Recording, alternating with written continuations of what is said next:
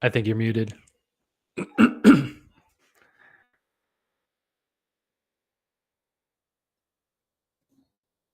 think you're muted.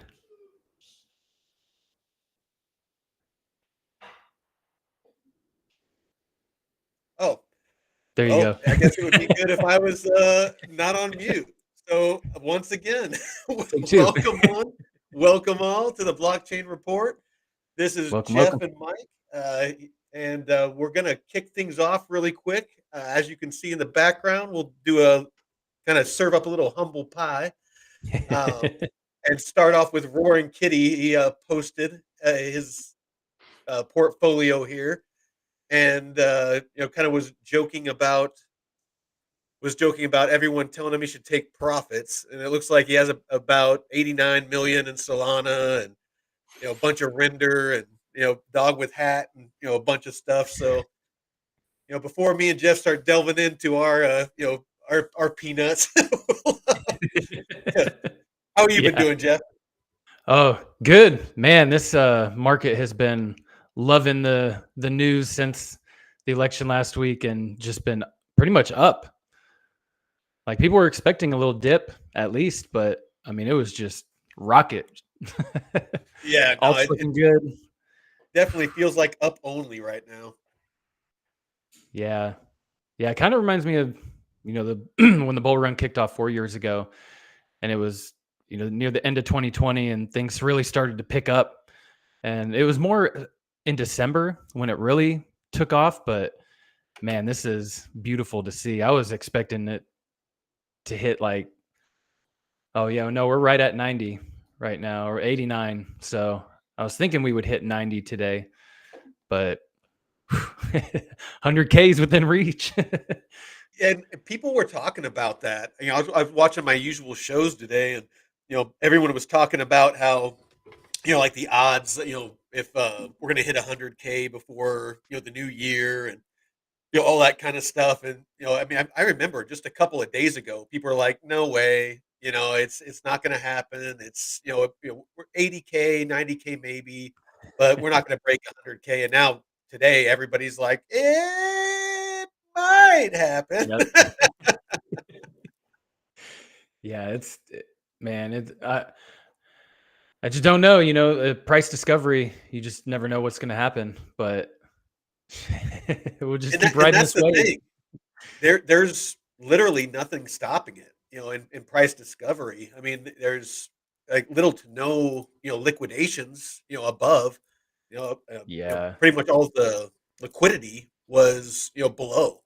So, it Well, was everybody, staying and we're throwing gonna we're knives. gonna see what this regulation's gonna do for, if Trump is serious about making this the strategic reserve, and we'll get into that later, but you're gonna have to have a certain minimum supply to back the dollar with, and you're I don't know if there's enough liquidation levels to to Well, would keep you this happen to thing know from what falling.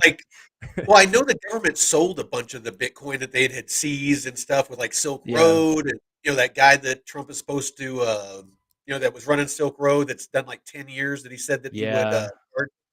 like how much Bitcoin is the government holding right now? Um, Yes, Brock.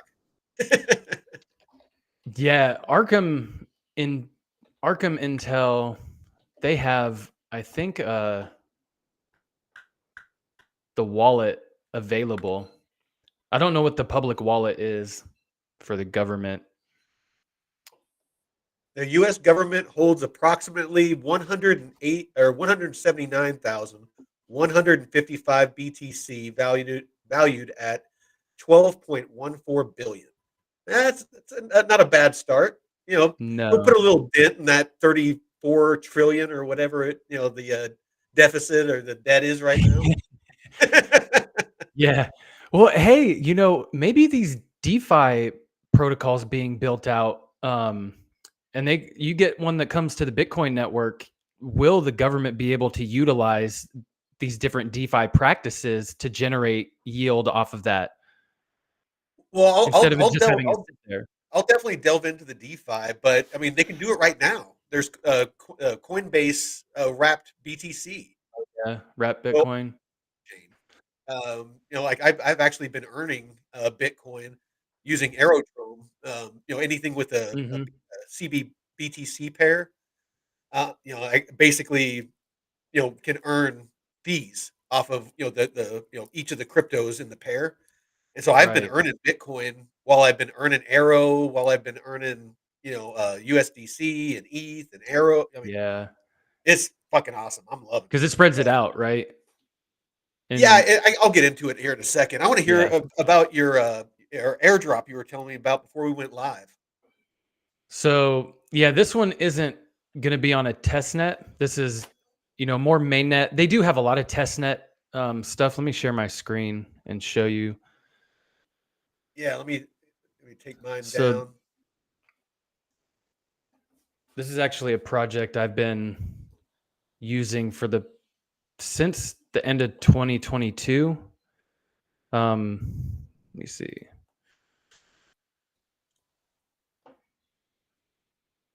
What screen? Oh, Oh, sweet. Truck Dano's here. Hey, what's up, brother? Truck Dano. It's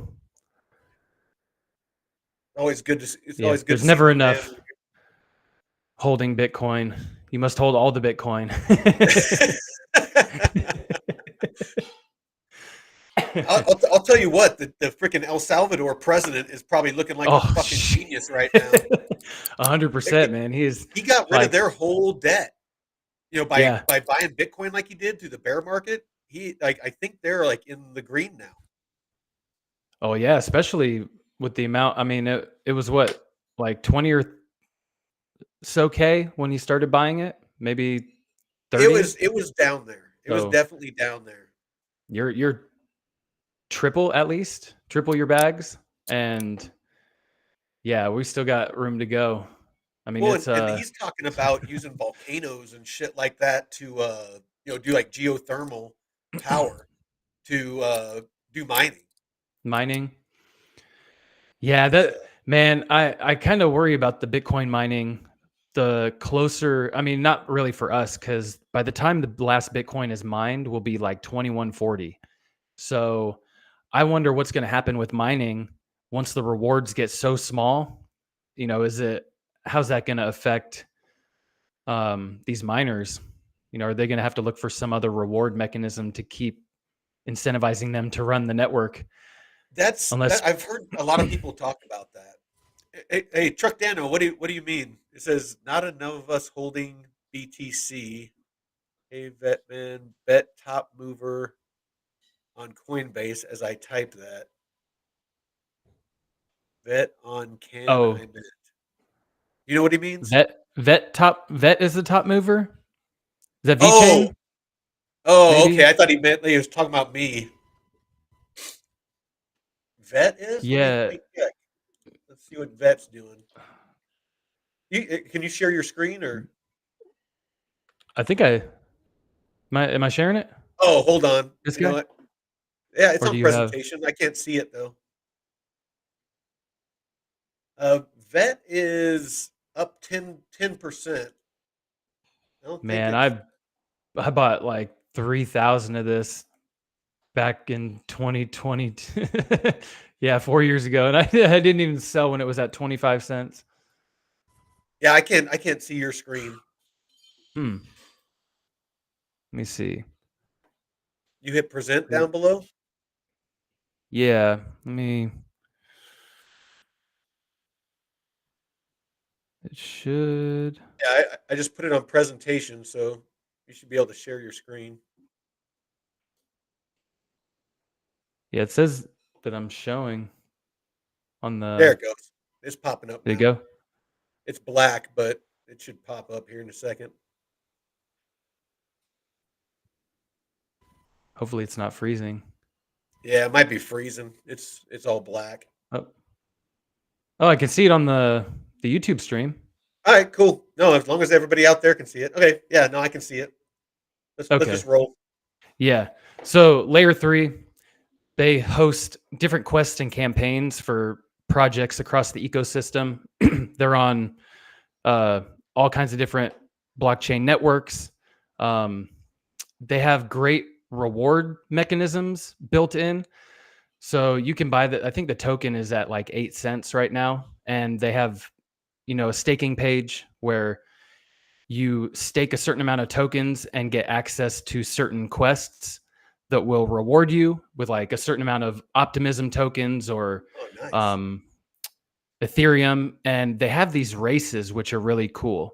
So these are all staking exclusive races. So each one of these will be on a different blockchain network, or they'll have multiple networks available. And all you have to do is complete a transaction when the race starts, and you will be rewarded with a certain amount of tokens, whatever the race is.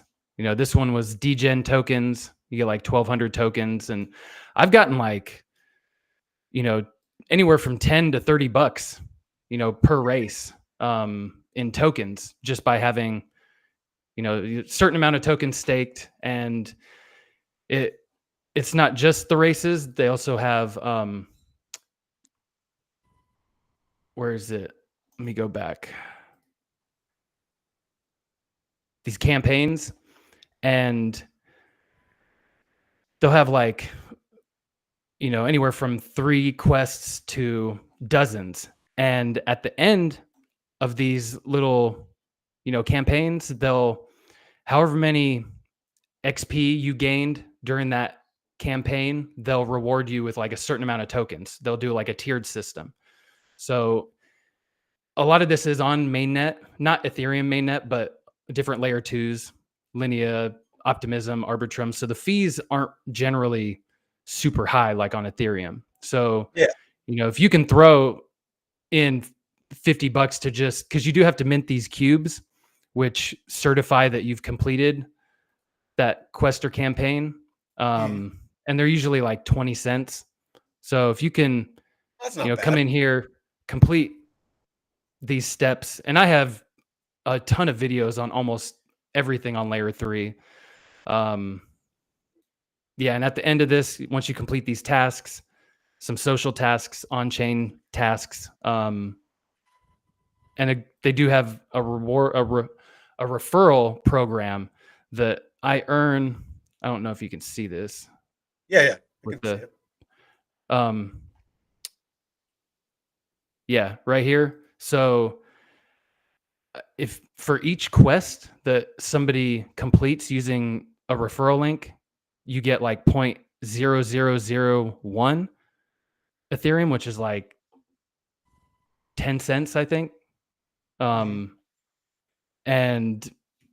I've been able to just accumulate gas fees, like transaction fees on different layer 2s because of the rewards or referral based stuff. And I didn't put my referral codes for anything when I started. And I had people reach out to me saying, "Hey, can you put your referral codes?" I was like, "Shit." Cause I don't want to, push my stuff out there like that. Like, "Hey, use my shit. Like, Yeah.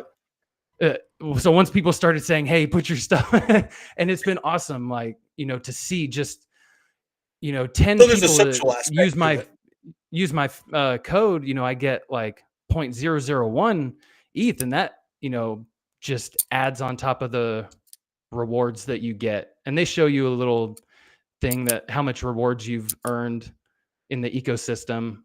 And this doesn't count, airdrops that different projects will give. Like Optimism had an airdrop last month. And on here, they have this supercharged Optimism quests. And just interacting with these,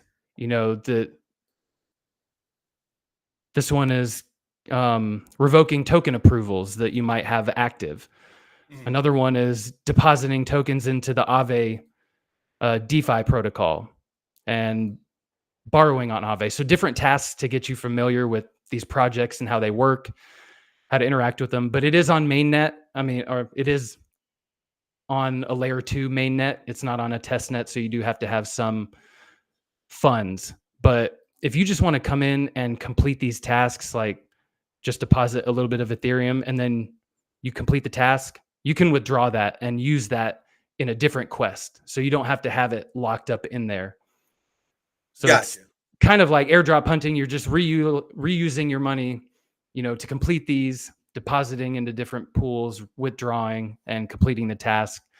But it does add up. Your digital footprint, I tell people, is so important when it comes to these airdrop hunts. You're interacting with layer 3, which is involved with, I want to say, pretty much every crypto project now. So you're getting your digital footprint and interaction with all these different projects, and the more you interact with, the more tasks and campaigns you complete, the better your chances of getting an airdrop from any project, really. Meme coins and stuff as well. And Yeah. just because a project's had their big airdrop, like Layer 3 just launched their token earlier over the summer, and they're not just going to stop right there. Like Optimism as well. They had their 5th airdrop over the past 2 years, I think, last month. So they want to reward recurring Yeah, they want users, to people who are incentivize still people active. to use Yeah. to use the chain, and with that, you start getting TVL, and you start getting Hmm. all those things that people look at. I know I look Yeah. at it, and DeFi Llama, Don't just fade that it. are indicators that it's a good buy. Like what Yeah. draws me to base is when I go to DeFi Llama and I see, like, here, I'll pull it up real quick. Um, usually the things that I look at to see if something is a good buy or not I'll let you pull is it up, because that's all I really wanted to share with the Layer 3. oh, okay, It's and I have tons and tons of videos, like a whole playlist of just about everything that I've covered, Layer 3 wise. You can find on my playlist. gotcha. Here, let's see real quick. So yeah, usually on DeFi Llama, let me put this over here. Um, I usually look at total value locked and Yeah. token price, and you can see the difference between the two. And usually, if the token price is below the TVL, then and the further it's down, usually the more potential it has, for upward price movement. Hmm. So, like a good example is, let's go down to, say, like Moonwell. You go to Moonwell and you go TVL and price, and you can see that just recently that TVL is really starting to pump on Moonwell, and but the price is still down here. It hasn't pumped with it, so potentially there's some really good upward price movement. But on Arrow, it basically the TVL is outpacing the price, a lot more. There's a lot more TVL and value Gosh. being locked up. What's that? So dang. That's so. What happens when the price just like goes skyrocketing past the TVL? I would, to be honest, I would think logically that would mean that the price has outpaced the TVL, and that potentially there could be a drawback. So, Just because the value, just like a regular business, whatever the mm, valuation of the business is, the stock, if it offers a stock, yeah. shouldn't be more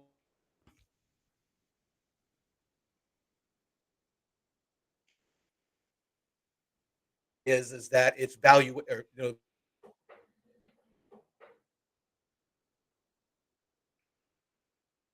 Now, do we freeze you? uh, what's that? I think you froze a little bit. Oh, okay. Yeah, so basically that's it. Oh, yeah, thanks, Truck Dan. I yeah, today's Veterans Day to all my veterans out there. My brothers and Hmm. sisters that are currently serving or have served. Thank you for your service, and for all my Yes, devil yes. dogs yesterday, Semper Fi. And let's see. So I'm just going to touch real quick. 'Cause I really want to get into the news with The meaty Charles Hodgkinson and Hoskinson. yes, Hodgkinson, yeah, with helping out with crypto legislation and the Trump admin. So I just want to share with everybody. I promised I would, keep up with this. So this is what I've been tracking with my investments on Aerodrome. So I started with just shy of 9,500 into the liquidity pools. I locked up just shy of 7,500 for 4 years to get the VE Aero that I talked about on our video the other day. Mm-hmm. And every week, this Wednesday, Thursday, I'll be getting my next drop that will automatically compound, back into the lock. And I'm just going to let that sit for the next 4 years. At long term, I'm very bullish on Arrow. Mm-hmm. So I'm just letting that build. But as you can see, there really hasn't been, much, Arrows, really has gone up and come back down. So I really haven't earned a whole lot on that per se yet. But if you look at liquidity, so this is what I've been investing into those liquidity pools, and I'll share that real quick. Let me And the pull this. lock doesn't affect the amount that you get from the liquidity pool, right? That's just a totally No, separate. so like I went over in the video the other day, you can do the flywheel and take the what you earn each week. The If you V don't want it arrow. to automatically go back in and compound, you can take that to invest into the liquidity pool.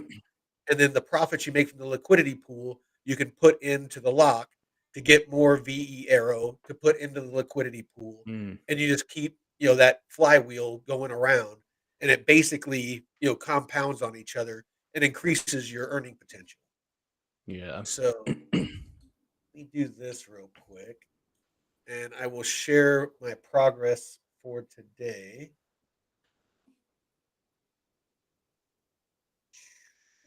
Share a window. All right. So I had to rebalance earlier today because I was outside of the range. In the video the other day, we went over if there's kind of a high and a low, like as you can see right here, the 32, 35, and the 34, the 35 is the range on this wrapped ETH USDC pair that I need to stay in to continue to earn these emissions and the trading fees. So I'm currently in there. So this is green. And right now, I'm earning 1,002% APR on Ooh. Mm-hmm. my $6,000 of USDC and wrapped ETH that I have in that liquidity pool. So I did this about 10 or 11 o'clock this morning.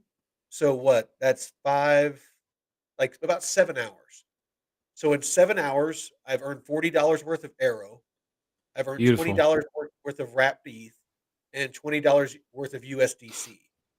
So I'm on pace today to make about 200 bucks off of 6 grand. Um, Yeah. no, it's quite a nice little return.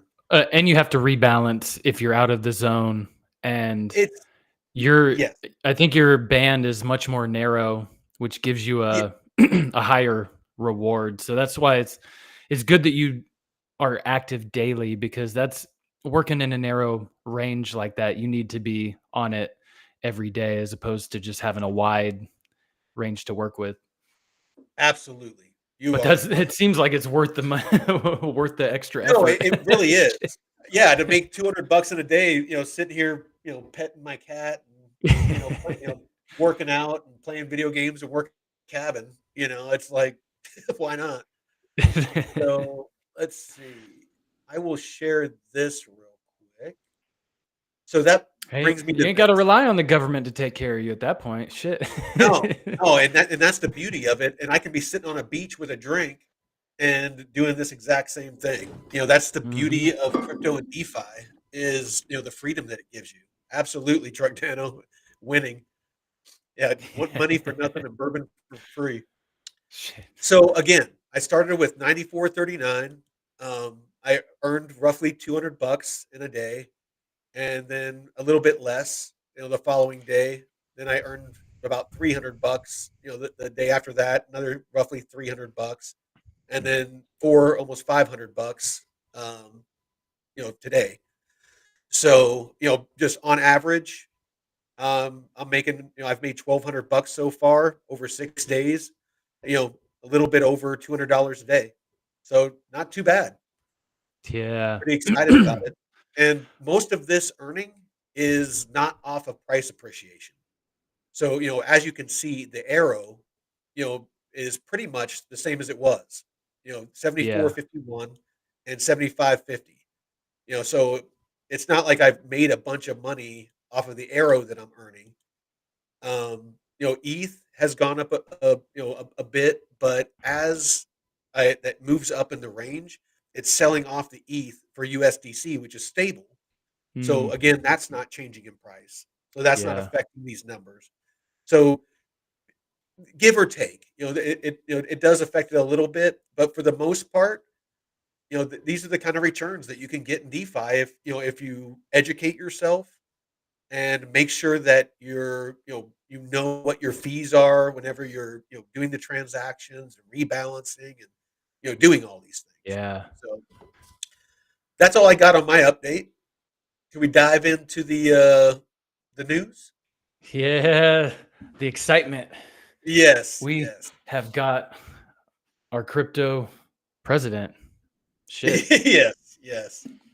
So we'll start off with a little video from Mr. Cardano himself. And a large part of my time in Let me know if you 2025 can will hear it. also be devoted Yeah, I can to hear the it. political process. I'm going to be spending quite a bit of time working with lawmakers in Washington, D.C., and quite a bit of time working with members of the administration to help foster and facilitate with other key leaders in industry the crypto policy. We have to do this and we have to get it done. There's a very high probability that the Republicans will control not only the Senate and the presidency, but also the Congress, the House. They do. And in the process of doing so, this is the best opportunity we have ever had in the history of the industry to get clarity for our industry and remove the sort of Damocles that the SEC has reigned over the Cardano ecosystem, Ripple ecosystem, the Ethereum ecosystem, reigned over Solana, reigned over all the major ecosystems, and actually including Bitcoin in many respects, despite the ETF approvals. None of us signed up to have companies like BlackRock dictate to the United States what the crypto policy should be. The crypto policy should be written by the American people, the American crypto industry, and by well-meaning lawmakers who are willing to take the time to listen. So we will establish at Input Output a policy office, and we're going to begin staffing that office, moving some personnel around, and hopefully by January, we can begin to participate in that process and work with certain key leaders in certain key positions and get to a point where we can hybridize many of the proposals, including FIT 21, including the Lummis bill, the FIA, and other such things, so that we can get a bipartisan bill passed that will give us absolute clarity of when things are securities and commodities, help us navigate the often tumultuous and chaotic waters of DeFi, and get us to a point where we can get back to business. No one in this industry has asked for a subsidy or a bailout. No one in this industry has asked for special rules or special treatment. All we've asked is to be left alone and be able to build our businesses and create trillions of dollars of value and millions of jobs for the American people. I think with a message like that, it makes absolutely no sense to those who aren't corrupt and those who are listening Preach. to actually get a law passed. So that's what we're going to focus on in 2025. We're going to get our growth and adoption where it needs to be, and we're going to make sure that we have solid policy so that we can move forward as a nation. As many of you know, I have personal friendships with certain lawmakers and certain people who are now members of the Trump administration. We hopefully will be able to have great dialogues with them in the coming months to put together some of this policy. And I hope to be part of that, but that has yet to be decided based upon the fact that they're not even in office yet, and they just picked a chief of staff. So it's going to take a little bit more time to see what that composition looks like. But in my early conversations with the transition team and my early conversations with many people who want to promote good crypto policy, I have every reason to believe there is a genuine desire to not relitigate and relive the last 4 disastrous years that have been so painful and harmful to all of us. I also believe there's a strong desire, especially amongst younger Democrats and younger Democrat lawmakers, for crypto policy to be bipartisan instead of a Republican issue and a wedge issue between the Should be. parties. And this is Hmm. most evidenced by the fact that FIT 21 was passed in the House with more than 60 Democrat votes. This election, I fully appreciate, has been very stressful for many Americans who felt that the wrong candidate won. I want to take a moment to talk to them.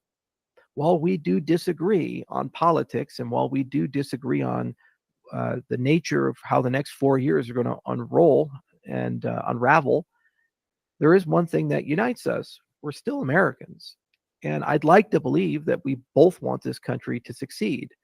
And there are many things I think we can find common ground on. I was in Washington State for the last 5 days. Many of the people I was with were not exactly on the right side of the spectrum, but they were quite excited about Robert Kennedy being involved in health policy. Hell yeah. And that's the power of a unity party. You don't get everything that you want, but at least you get a few things that you can unify. I actually really quick, Yeah. I want to comment on that because that's what makes me so bullish on Trump winning. It's not necessarily Trump; it's the people that he's chosen to surround himself with. Yes. Tulsi Gabbard, RFK, Elon Musk, now Charles Yeah. Hodgkinson. It's I mean, we could have a Secretary of State that's a military officer that Hmm. doesn't want more war, like most of the warmonger generals, that are in Washington. Yeah. We could have RFK, going through the FDA and cleaning house on, the corruption that goes on there, where, we have that's, putting the poisons in our food and Hmm. allowing medicines that, a third of which end up getting recalled and having lawsuits because of side effects. It's that's why many of us are so excited about Trump winning. It's not because, we worship, what the left calls the orange man or anything like Yeah. that. We just want healthy food.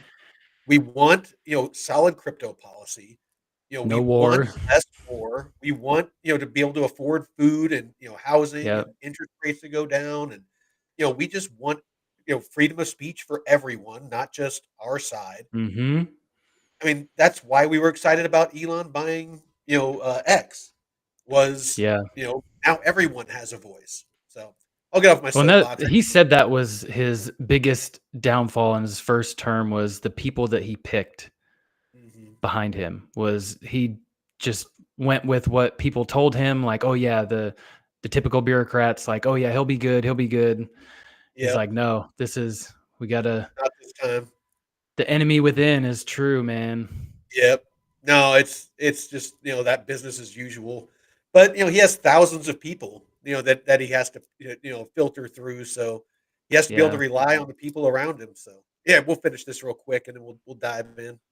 On and talk about. And I do believe that if we come together on both sides of the aisle, that we can get to a crypto policy that makes sense for the entire United States and for all of our businesses here. Because after all, the protocols don't discriminate the politics. So why should we as leaders and why should we in the legislative process? Doesn't make any sense at all. So I'm definitely going to be reaching across the aisle to many people who are on the other side of things and ask them if they'd like to participate in the discussions and conversations. And hopefully, I think we can come to a common understanding about some basic principles as an industry as a whole of where we need to go and what we need to do. The other thing is, I think I've gained my passion back. 4 ketamine trips is quite a bit. I think it was over a gram of ketamine after this. All right. What a great way to end that. Yeah, right, right. So yeah, Truck Dano. Yeah, a friend of mine, she got me eating clean, and made me a lot more conscious of, what's in the food. There's actually an app. Anybody that watches this and sees that wants to eat clean but doesn't know how to start. It's called Yuka, Yuka. It's an app, and you can scan the barcode on foods that you buy, and it will tell you, if they're healthy or not.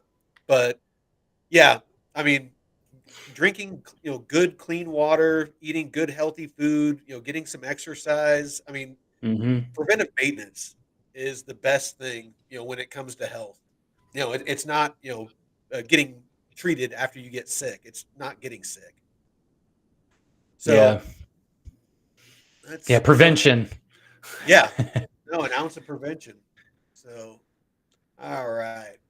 Oh, yeah. What's this Charles Hoskinson uh, outline look like? All Man, right. we desperately need, if you're going to have regulation on a certain industry, you can't just have somebody that doesn't know what the hell they're doing. You want someone like Charles who's been in the trenches, who's started actual, foundations, and who's, I mean, he was in this since 2013, I think. Yeah, and that's the problem is, you have a bunch of these career politicians. It's why I'm excited that Trump's going to push to try to get term limits for congressmen and senators, Hmm. because you get these people that get into office and they live, like royalty, and blocked off from, what it's like to be a normal human. And then Yeah. they're the ones that are making policies that, shape the reality that we live in. And we need to get back to where, you get fresh ideas and new people in there that, are in touch with, what the average person is dealing with. Yeah. You got these people like Mitch McConnell, who's a Republican, and Nancy Pelosi, who's a Democrat, that have been in there for like uh 50 freaking years, and they're doing insider Diane trading. Feinstein, who Yeah. died the day after she had like a vote. It Oh, was dude, they were rolling her around, and she, yeah. and she was like freaking out because she didn't know where she was at and who people were, and they were like Fuck. whispering to her on, how to vote. And I mean, it was like elder abuse. Yeah, that is true elder abuse, man. And But all but for the these are money. yeah, but these are the people that, are, deciding how we all live. It's, Hmm. it's insane. We need to do better. So I'll get off that. Well, it's good to But have the experience of people that age, but not in this sort of we're making policy to shape the future, because you know you you should have a different role at that point. We should have different phases of life where it should be okay to transition in and out of. You're 80 years old, you shouldn't be leading this these important policies that reflect a certain period of time when you're just, not at you don't have a lot of that time left, and it should be left to people who are more in the know, who are up with, the latest, because that's, I don't know, the it has to have the balance. They could be a mentor to the younger generation, like, hey, well, it's let's not about discuss this age. further. And Well, it's not about age. It's about, being, out of touch.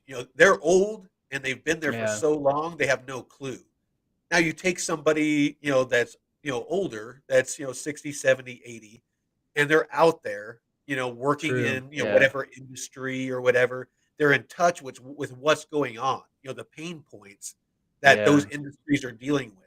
If it's supply line issues, because like during COVID, we couldn't get masks and, stuff like that because it's all made in Hmm. China. Somebody that understood that before the issue, that could have brought that up and been like, we're a little too reliant on China for our health needs, the materials for our health industry. We might want to think about doing something about that, being proactive, not reactive. Our current Yeah. government was reactive. So, Very much so. yeah. So I asked good old Grok, what are the details of Charles helping Trump with crypto? And this is what Grok gave me. So obviously, his role as a crypto advisor. We just watched his video and talking about, how he's going to be involved with that. That, of course, they want it to be a bipartisan approach because it should be. It should, draw from all points of view, pros, Mm-hmm. cons, or against, whatever, because some of the best criticisms that you're going to get are going to be probably the things that need to be addressed. But in my opinion, and I definitely want you to chime in, here, Jeff, is that the problem has been that nothing's been addressed. It's just crypto bad. We're not, we're going to do everything we can to stop it. It's not like there's an aspect of it. How can we fix that aspect and mitigate that risk or issue? Like if drug dealers and are using crypto to move money, how can we address that without Yeah. affecting the rest of the freaking industry? That's the questions they should be asking. Hey, what up, KJam? Hey, no, Yeah, don't because worry. it's not like you can't track it because it's on a blockchain. Now, Tornado Cash, however, Zach XBT, who's done amazing work uncovering hacks and scams and stuff, he's been able to track certain transactions through Tornado Cash and other, of these mixer services. So there's ways of doing it, but it's very like intense. Like you got to really be meticulous looking for these details. But yeah, it should be addressed and find ways to mitigate that. Like, oh, how can regulation help minimize the amount of money laundering or whatever happens on this Yeah, blockchain network? Not, oh, everything's bad. So it's like yeah, Cash. yeah. Like you're not going to say that Miss Elizabeth Warren, that Cash doesn't have any money laundering or they don't use it for drug Well, deals and yeah, you're not going to shit. throw the baby out with the bathwater. It's because the bathwater is dirty. You don't want to toss the baby out with it. It's just like, all right, No. let's get rid of the dirty water, but let's keep the baby. Yeah. Crypto being the baby. All right. So policy office, he talked about that. That they're going to be standing up. You know, basically a crypto office there in DC, dedicated to promoting crypto friendly regulations, and expected to be in operation by January 2025. So just a month or two away. That they're going to stand On that it. up. Yeah. No, and that's the great thing about people that understand the industry is they know that we need to move fast because we're already behind. Yeah. So, yeah. No, absolutely.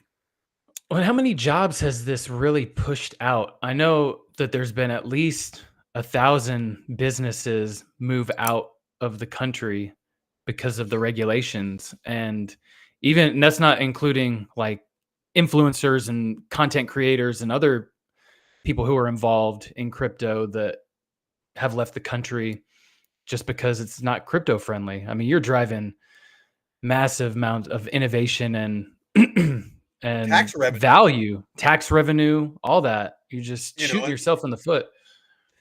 Yeah, no, I mean, it's something that I was talking about in the chat earlier today. I think it was on Blockchain Basement, um, where they were talking about immigration, and Hmm. what made America great was immigrants. I mean, everyone wanted to come to America for the opportunity, and we were wanting to attract the best and the brightest.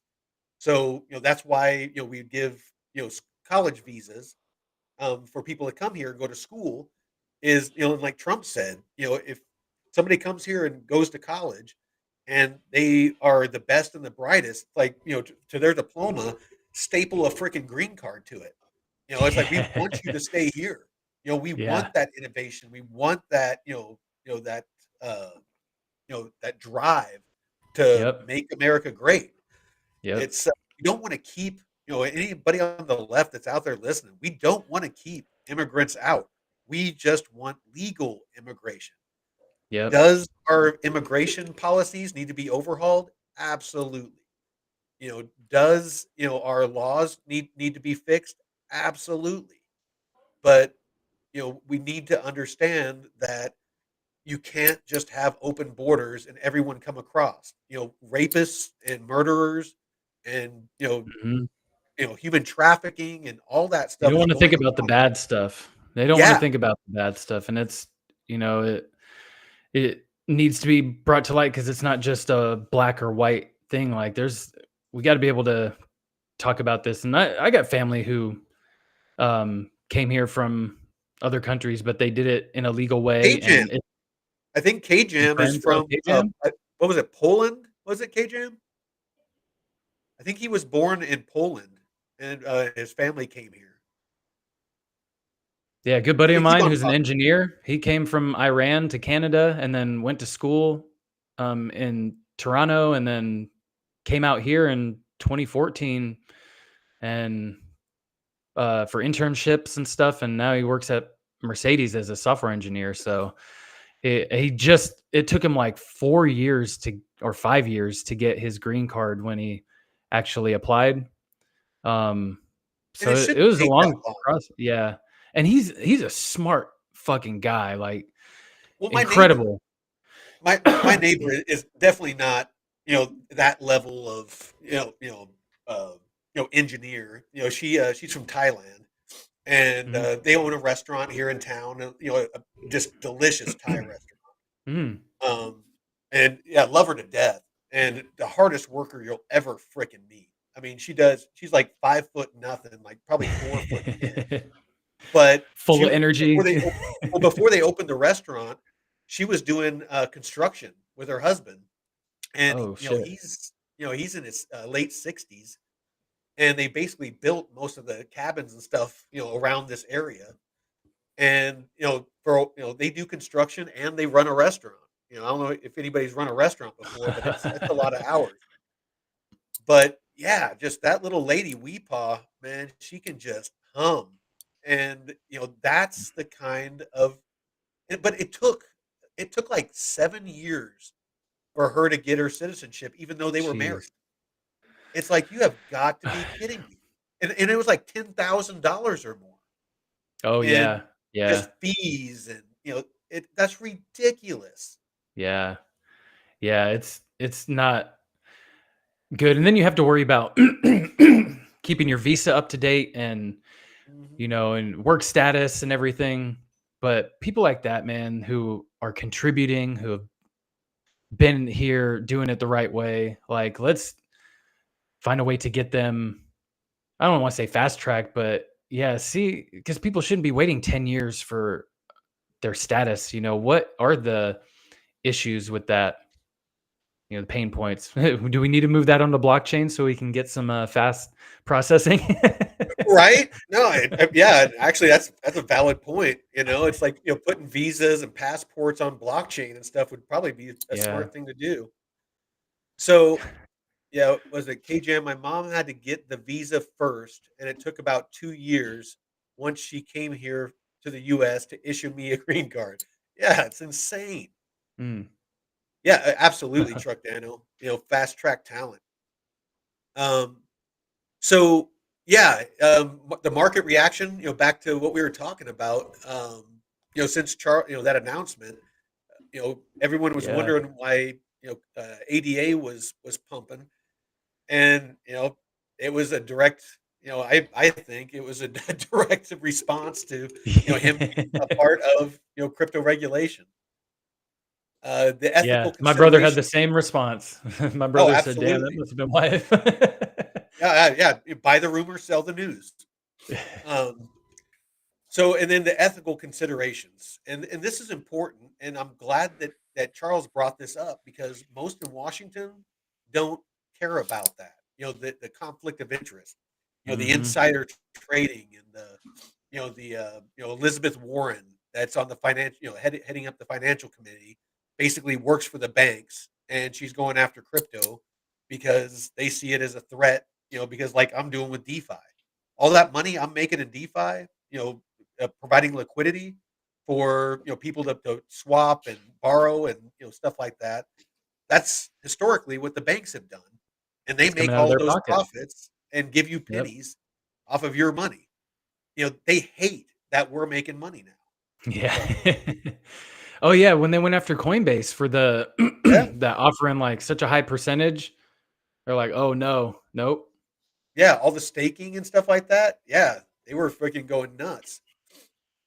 So yeah, it's really important that we have people in there that understand that, um, and that's where you get those fresh faces and fresh ideas, and we really need to have more of a musical chairs going on in Washington of fresh people getting in there. Yeah. And I'm curious to see how this will affect the Fed, because now it's confirmed. Now we know that we're getting a crypto friendly administration, and if he's serious about this backing the dollar with the Bitcoin reserves, what is the Fed going to look like now? I know that it's unconstitutional and all that jazz, but are they going to be able to really remove the Fed from this whole situation, or are they going to have to No, do some overhaul with the Fed and create a regulation that will keep the Fed out of crypto policy? Because so or well, first off, the Fed is unconstitutional. Um, should have never been allowed, and it was really shady how it came about. I won't get into the details of that. yeah, with the If you want to know Rockefellers about and that, I recommend reading "The Creature of Jekyll Island," mhm. and it explains how all that came to be. And it will explain it a lot better than my dumbass will be able to. So, but I like Drew's little take on that too. That little conspiracy video he did earlier this year. He kind of it was about the Titanic and how there were a handful of men on the Titanic that kind of opposed the idea of the Fed, and it was like the year after the Titanic sank is when they all met at Jekyll Island, and I'll have to find that. Is one of the Druth videos, but it was yeah, pretty I interesting. think I was on that one with him. We were it's probably a black site. We were we kind of stopped doing those. I started that show with my brother and all them in the same time slot. Oh yeah, And it was the only time I could get like all the guys that are usually on the show free at the same time. But yeah, like you said, supposedly the people that were opposing the Fed being created were on the Titanic, and I'm wanting to say Rockefeller like owned a portion of the line and yeah, arranged for it to go down basically. yeah. Would not be surprising. Almost all Upper West Side types have a relative that were on the Titanic. Yeah, there was a lot of rich folks on there. Hell, Leonardo DiCaprio was on there. He was. I figured out why he didn't want to stay on there with Rose, because she wasn't young enough. Oh, right? Yeah, man. It's like, yeah, she was definitely too old for him. But I was watching.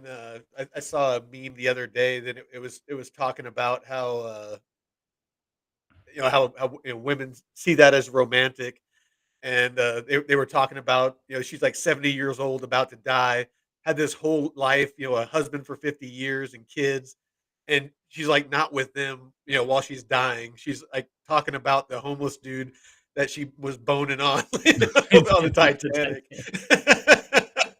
Like, I fuck was all like, these other people. oh, yeah, right, right.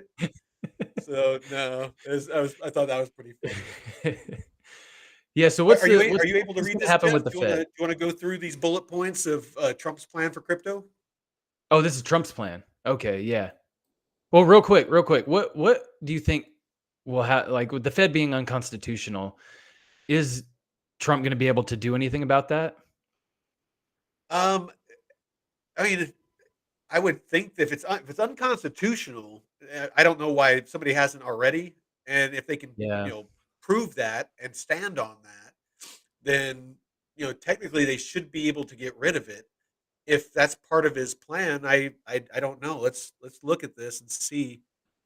Um, because yeah, if anything tied with the Fed and monetary policy, let's ask Rock. it's gonna have to. Crypto's gonna have to have some interconnection with the Fed at some point. I don't know, because that's something I really don't know a Oh, lot about. so this is what Grok says. Yes, Donald Trump has expressed intentions to influence or reduce the independence of the Federal Reserve. While he has Okay. not explicitly used the phrase "getting rid of the Fed," various sources and posts have criticized the Federal Reserve's autonomy and suggested that he believes the president should have more control over its policies, particularly interest rates. His comments have often been interpreted as a desire to bring the Federal Reserve under more direct executive control.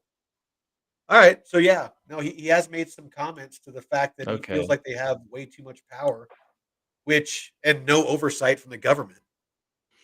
When Jerome Powell kind of evaded that question a while back of, so why is there inflation in the Yeah. first place? He was like, Oh, well, this you could and hear the tap shoes in the background. Click, click, click, clack, click, click, click, click, clack. we just want people to spend their money so we can take it all. Just say Yeah. that. Just say that. No, I mean, interest is, just as bad as taxes. I mean, it really is, taking our money and funneling it to banks, and Yeah. lenders. It's just another way to steal, the value. And, honestly, that value is your time. It's like the money that you make, you're selling.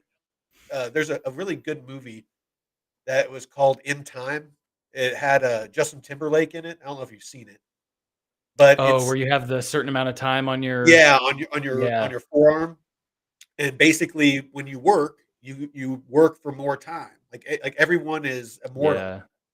but only as long as you have time. And if your timer runs out, you instantly die. And if you think about it, it really is kind of the way it works. Is you're selling. There's only a finite amount of time that you have on this earth, and you are selling that to an employer, or if you start a business, to your customer Mhm. for X amount of dollars. And so, you need to be cognizant of that every Yeah. dollar that's taken from you is time that you spent not doing what it is that you want to do. And that's why crypto is so important, and taking control of the value that you earn, through self custody, through, DeFi, through these different things, so that you can start to transition, out of that cage that we've all been in, and free yourself to do the things that you want to do and not the things you have to do to survive. Yeah. Thanks to Bros Mining. I appreciate that. Yeah, and the money in the bank is just a little number that they don't actually have that in your bank account, whereas crypto, like, it's the actual asset that you own in your wallet. So, that digital money that you see in your bank account is pretty much just funny money. Yeah, it really is. It Because if really that bank is. goes down, you're fucked. Yeah. And, and really, anything that's not tangible. And that's why I invest in rare coins, gold, silver, lead, stuff like that, is it's tangible. It's Yeah. sitting here physically with me. Crypto, it's great. Earning cash and stuff is great. What I have in the bank, but yeah, it's like that can all disappear in Yeah. in a flash. So We need some physical. Um, I wonder if there'd be ways to bring, like I said, a physical Bitcoin. I know people have tried to do it or done kind of mock-ups in the past, but if there's a way that we can do like a gold or silver physical there's people that have asset. done it with a Yeah. QR code, on a coin, Okay. and Yeah. you can like scan it. So it kind of, I mean, it's the value is still technically on the chain, but the way you Yeah. access it is physical. I don't think it really. It was kind of a flash in the pan. I think it was just a way to. It's more of a marketing thing to try to be able to get people to understand that weren't in crypto, that okay, here's a physical thing that you can hold, and that's Yeah. how you can. You know what I mean? feel a lot I think it was better holding it. And exactly. Well, if you don't mind, if you can read it, yeah, let's go for it. I'm gonna let you go through these. I'm trying to zoom my screen. Let me see this.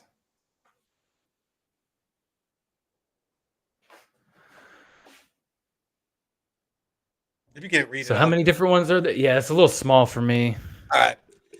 So because my screen is. I asked Grok, what has Donald Trump outlined, as far as plans for crypto, crypto and the crypto industry, and part of his platform. So first of all, anybody that watched his speech at Bitcoin Nashville, saw that all the stuff that he said about, and it's two things that I want to cover that aren't on this list. Hmm. Is the gentleman that was running Silk Road that's been in jail for like 10 years said he would pardon him. Do you remember his name? Uh, it's on the tip of my tongue. Oh, let me know And if you remember it or if you want to look it up. yeah, And I the got you. other thing is Ross Ulbricht. Ross Yeah. Ulbricht. That's it. So yeah, he was going to pardon him, and that what was the other thing that wasn't on this list? I'll remember it.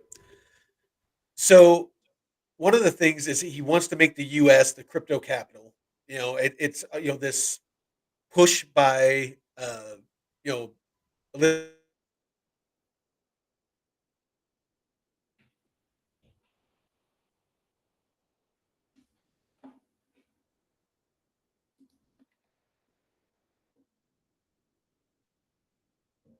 country.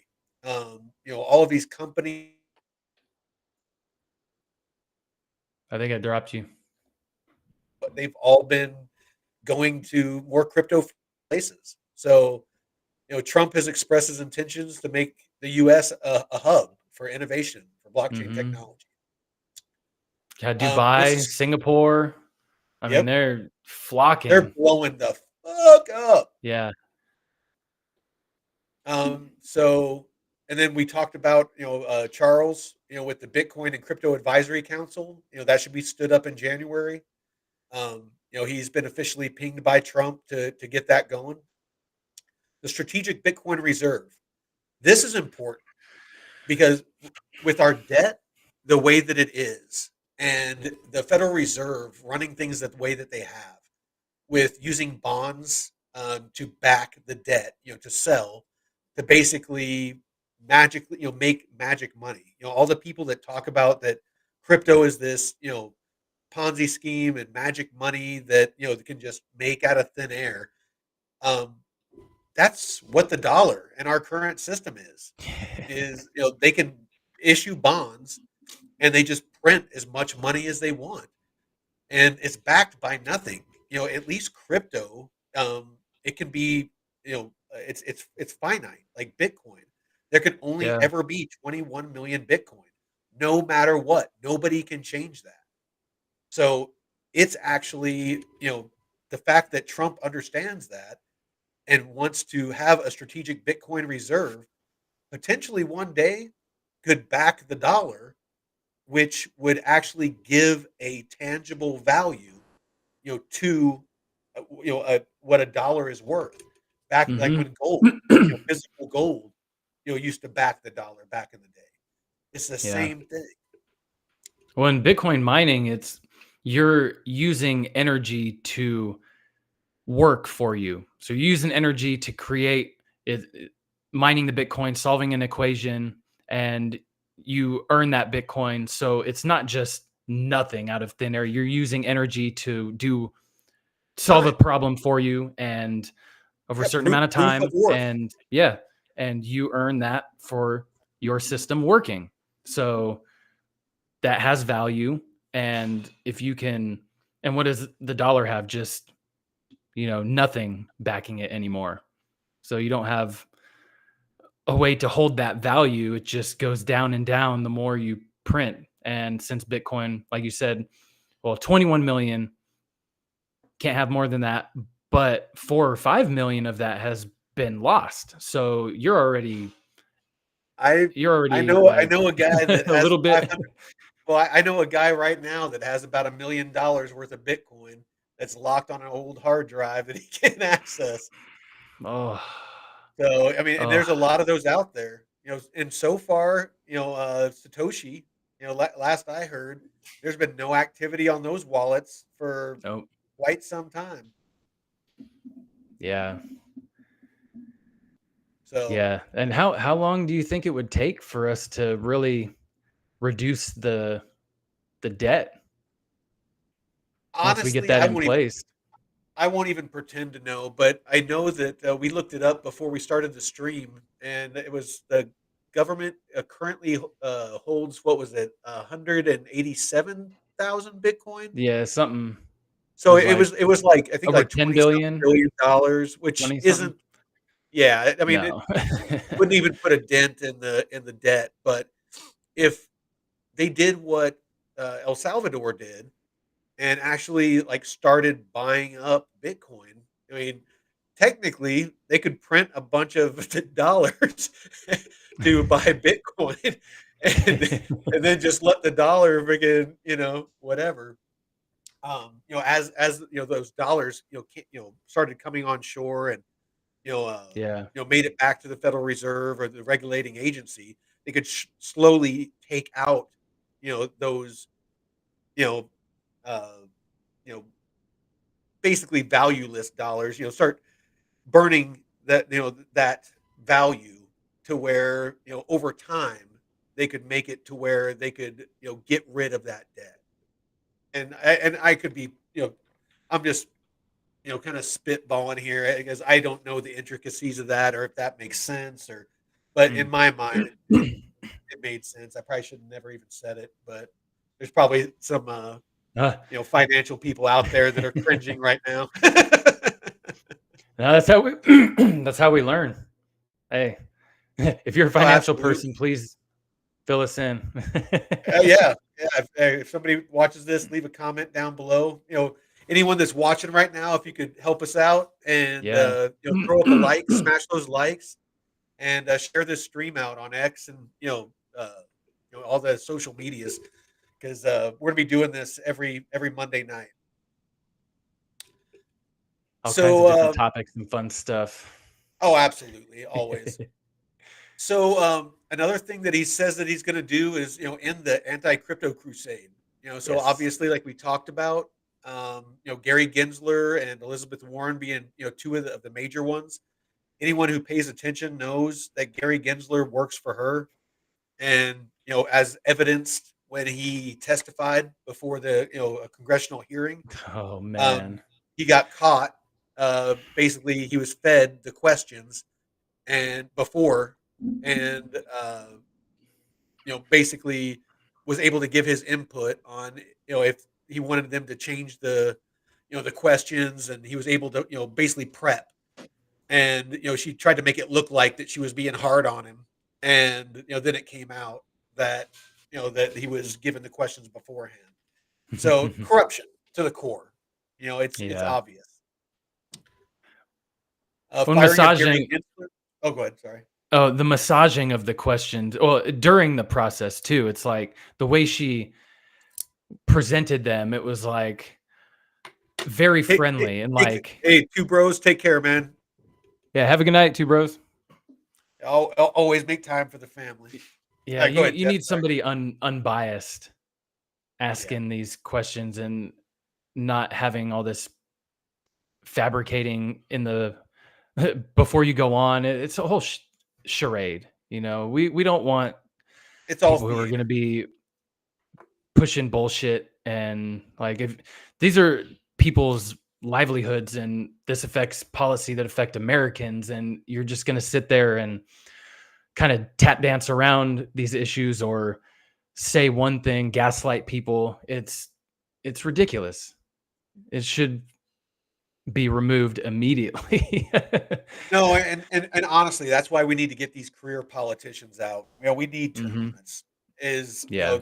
people when they get there too long, I have no doubt that a lot of these politicians, when they first went to Washington, they wanted to make a difference, and when they got there, they very quickly realized that there's just a system, a deep, deep entrenched system that nothing gets done unless the powers that be want it done.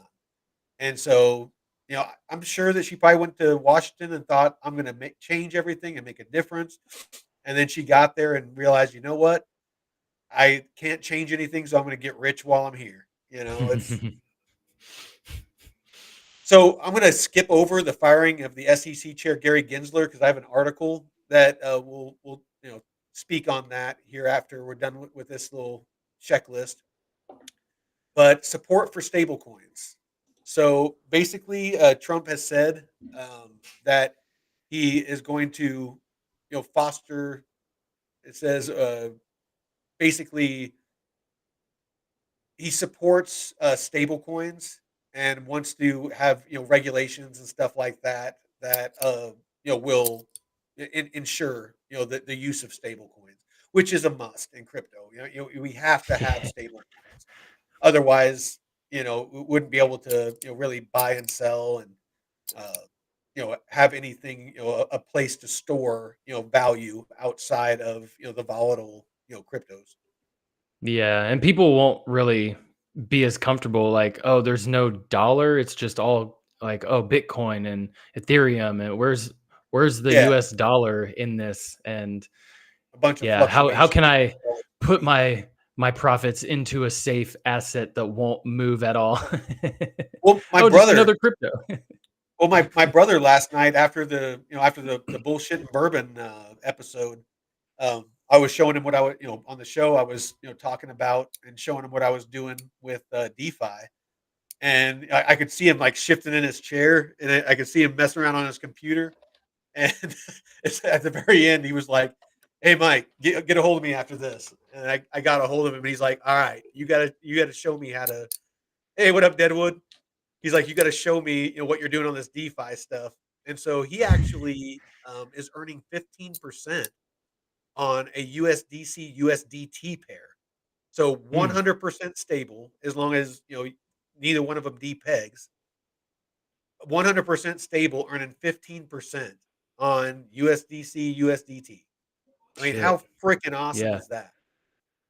And that's on So Coinbase, or is that on that's Arrow? on Aerodrome Finance. Aerodrome? So Okay. yeah, through Coinbase, through the Yeah. Coinbase wallet, and yeah, I mean, and that's what I plan on doing. Is some of the profits that I take this bull run, I'll probably move it into that and earn 15% until the market crashes, and we're in the bear Hmm. market, and then I'll move that value into some more volatile pairs to do what I'm doing now, but just do it with more money. Yeah. Yeah, because So once you start taking those profits, man, the bull run, and you want to actually have some stuff work for you, that a lot of people are going to be able to retire early. Just have, I mean, if you're making, some people can live off, $200 a day if they have enough oh, dude, to, $200 a day? I yeah, mean, and because that's not just 5 days a week. That's $200 a day for 30 days. yeah, That's 6 grand. That's yeah. making 6 grand a month. It's like that's no small thing. And like I said, I'm only doing that off 10 grand basically. If Shit. if somebody has 20, 30, 40 grand, for every 10 grand you're making six. Yeah. I, Yeah. I What's keep trying to tell people in chats on a ALD? lot of these shows on YouTube that I'm in. If you don't know about DeFi, start learning now because Yes. I don't think this gravy train with biscuit wheels is going to be going forever. I honestly think at some point these interest rates, these APRs and APYs, they're going to start going down, and so Yeah. get in Well, get in the while the more getting's good. oversaturated it gets, the more influx of people you're going to have. Just, it's like supply demand. The more people you have, the less rewards, are going to be available and spread out. But Yep, well, it's like 3 or 4 years ago with the whole staking in DeFi, yep, when it was just random pools of thousands of percent, and it slowly yeah, drops, but you want to be, if you're early and you can take advantage of that high APY or APR, it's really beneficial, even if it doesn't last a long Absolutely. time. Hey, So I want to hit some of these yeah. in chat. So Truck Dano, you don't need to be verified. If you're watching on Rumble, YouTube, or X, the Bullshit and Bourbon on Sunday nights, you should be able to watch it just fine. I have not, Deadwood. I have not looked at Alb and its returns on staking. I'll have to make a note of that. What is ALB? What is it? Hold on, I'll look. I should know. ALB? I don't see. Oh, is it a platform? Because I don't see the token. I'm pretty sure. Yeah, Alien Base. So Alien Base is on the Base network. It's another DeFi platform, and I actually bought some the other day, and I just felt like I was getting spread out too much again, and so I got rid of it. But it's really good. It looks like if it takes off at all, it's going to be a really good early buy. Um, so I mean, I'm not a financial advisor. This isn't financial advice, but um, the way that I got a hold of it is through. I want to say it was on Aerodrome Finance. I think I swapped for it on Aerodrome Finance, but Okay. it has actually here. I'll just share it real quick, and then we'll get back to the list. ALB, Alien Base. Yeah, it's sitting at 3,123 by market cap. Oh shit. Yeah, so it only has like a $40 million market cap, and you can see it today. It's had some good movement. 7 day. Look at the month. It was like 7 cents. Back here, looks like it took off about Yeah, it looks October fairly new. 26th. Yeah, and so there's been some good movement. I mean, it's already reached up to 50 cents, and it's sitting at 40. This would have been a nice pullback. Oh no, last year. Oh shit. A year ago. This was at sub like a half a cent. Yeah. Oh. Looks like some decent volume. Shoot. Yeah. Actually, here let me do this real quick.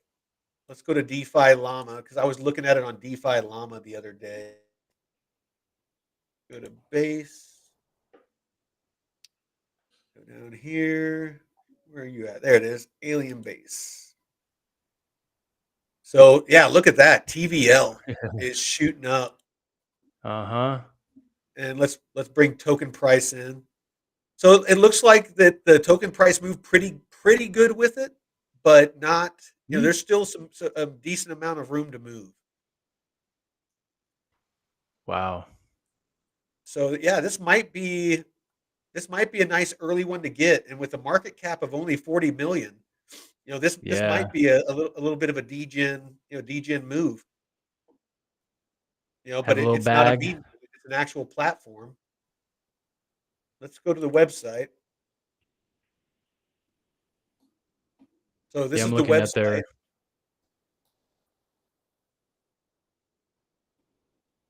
So they got a trade swap now. dashboard and liquidity pools. Yeah, so it looks like there's a farm, there's a swap, token generator, and a bridge. All right. All right, so here's some of the farms. Yeah, there's some decent APRs here. Mm-hmm. So Alb ETH, you can earn 16%. It looks like this must be their liquidity token. This ES Alb Yeah. or escrowed. Yeah, escrowed Alb. The escrowed ALB. So it looks like you can earn 26, almost 27% on that. And I'd have to do some research on what this multiplier is. But a decent amount of liquidity there. You got 66 million in liquidity there. Jeez. Yeah, no, I thanks for the shout out. I might have to take a look at Yeah. this. Who is it that shouted that out? Deadwood? Deadwood. Hey, thanks, Yeah. Deadwood. Yeah, no, we'll do a little, do that on the next show. Yeah, and anything on base, Deadwood, anything on base, Moonwell, Aerodrome, Alien Base, all of them. I don't do anything with ETH unless I'm using the base chain, because it's fractions of a cent as opposed Mm-hmm. to having to spend like $60 to do a freaking transaction on ETH. Oh, today it was I tried to do something on the Ethereum network and it was like a $20 or $30 fee that I was gonna have to pay. So it was Yeah, not it's worth it. ridiculous. No. Yeah, no, it's insane. I honestly, base is probably going to be what saves ETH. And and Mm-hmm. if base ever decides to make its own chain and become a layer one, ETH is going to be Oh yeah. Yeah. that's Yeah, and my two I cents. question a lot of these layer twos that are being built just because at some point there's just gonna be too many. You know, Yeah. I get, we need to see a wide range of ideas and stuff in the space and projects and things that could potentially work, but and see what sticks. But at the end of the day, like we should really have like a small handful of layer twos that do a certain thing just because it's at some point you're going to have all this TVL just spread around. And I don't know, what do you think? Well, Is I it think what's going good to to have happen is the same 100 thing that L2s? well, I think the same thing is going to happen that happened with the dot coms. Is the ones that innovate and that make better user interfaces and the UX, the user experience, Mm, the ones that like that's what happened with Google. Is Yahoo was the king, and then their homepage just got ridiculous with ads and articles and this and that. yeah. There was just too much, and Google, was just like it is now. Just says Google with the search bar. Didn't have all the bullshit, and they took over. Just less was more. And I think the same thing will happen. And personally, in my humble opinion, I think the cream is going to rise to the top. The ones that Mm, have the lowest fees, that are the fastest, that have the best user interface, the best user experience, that security. offer the most functionality, all of those Yeah. things are going to be the ones that survive, and then the rest of them are just going to slowly die to where there's a handful that rule. Yep. What Deadwood says, I went to here. Let me pin this. Unbridge my ETH from Blast. $90. Yeah, it's just ridiculous. It's I before I learned about gas, it's what made me hate ETH. Is I when I first got into crypto, I bought Sheeb, and I was trying to like move it into my cold storage wallet, and, trying to move it all over the place, and I wasn't paying Mm-hmm. attention. My own fault, but I wasn't paying attention, and all of a sudden, by the time I realized, I was like, where's all my money going? And I started to dig into it. I'm like, there's like 100 and something here and 100 something there, and I was uh, like, holy shit, crypto sucks. And then I realized, no, I just suck because I didn't pay attention. yep. Yeah. Well, All and right. if you go to Etherscan is the blockchain explorer for Ethereum, and it'll show you the price of gas, currently. So if I see a huge uptick in my transaction fee, I don't make transactions on the Ethereum mainnet often, but Yeah, I don't at all. I have an Ethereum name service, an ENS name that I had in my hacked wallet that I wanted to transfer over to my new wallet. So I waited until the GUI was like 5 or 4, and it just means your transaction fee is only a few I, dollars versus 20. So I have like really small amounts of like all kinds of different cryptos that are like stranded, like little oh no. desert, like little marooned on little desert islands on ETH. Because it's like $20 here and $30 there, and I'm like, it'll cost more for me to get it off of there than it's worth. So it's just sitting on a desert island, and I'm hoping that I can get it off there before it goes to zero. And how that's another good point. How much of those assets that people have trapped, that's such a small amount that they can't access because it's worth less than the transaction fee. That's kind of Yeah, another downfall. People don't have access to, what if there's like $1 billion in trap liquidity of just all these little assets of $5 here, $10 here, but you can't, it would cost you more to claim that or move it out than it would to, I don't know. I that's a Ethereum, man. You're just not helping your case there, no, buddy. not at all. Like Well, Truck Dano, like Truck Dano said, people taking ETH profits hmm, in 8 months. The gas prices are going to explode. Like I yeah. said, that's why I'm using Base. Like on Aerodrome, is you can do there's basically you can do ETH on the Base chain, and so a lot of the stuff that I'm doing on Base is using ETH on the Base chain, and Hmm. so I don't have to deal with any of that. And so, yeah, whenever I'm actually I have bags that I'm building because of the pairs that I'm doing, that include ETH and Bitcoin and the Coinbase wrapped Bitcoin. I'm building bags on those. And whenever I need to do those, I'm not using the ETH main chain, so I'm not paying those fees. Hmm. So yeah, I'm loving the CBBTC and the wrapped ETH, on the base chain. Well, even a year ago, man, it was, or a little over a year ago, when the fees for layer twos, um, there was an Yeah, I crypto forget what hell. what protocol, Ethereum improvement protocol, whatever, that dropped the gas fees on layer twos. I remember it was anywhere from like 5 cents to 50 cents on certain layer twos. Mm. And after that passed, it was like sub penny.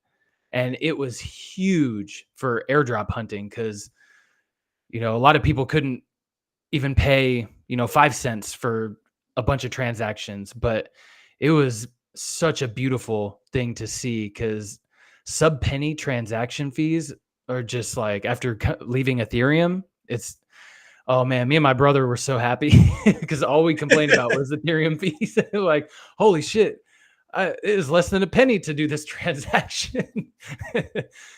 So yeah, it's been beautiful, really beautiful to see the innovation and stuff and things actually getting done. These improvement proposals or protocols that get passed um, by people who vote on the blockchain, who contribute to these ecosystems. They want to see shit done. You put a proposal up, they'll vote on it, and it'll get implemented. There's no dragging ass, waiting on Congress to pass this or meet after a recess. No, you vote, it passes, you implement it and get the shit done. Like, this is what crypto is going to be fantastic at doing once we get this administration up and running. So I just promoted K Jam and Deadwood to moderators, and I made you a Hey, managing moderator. Congratulations, all! Congratulations! oh, All right, C90, welcome, welcome. yeah, yeah. All right. So So we got the yes, yeah, stables and Bitcoin mining now. yeah. We'll get into that. Yeah, C90. Yeah, me and Jeff are doing this every Monday night now. All right. So Bitcoin mining. Trump wants to ensure that Bitcoin mining and all related activities like minting and making of Bitcoin are done in the USA, promoting domestic mining. Crypto donations. His campaign has been accepting cryptocurrency donations, aiming to engage with the crypto army. He's actually launched a what was that? WTC or something like that, like World Trade Coin or something. Oh yeah, we're World Financial, right? Yeah, yeah, that's it. They launched, and then like Melania did her NFTs. He did his NFTs. So yeah, no, it's I'm very bullish on Trump in crypto, and I think the markets are reflecting that everyone is. Well, his son, I mean, his son or sons have been a huge asset, especially Barron. Being young in the scene like that. Um, I mean, just having that. Oh, let me see. Yeah, World Liberty Financial. That's it. That's it. Yeah, yeah, and to have it, and I know that before Trump's first term, I even said we need somebody who's not a politician in there, and I didn't really like Trump.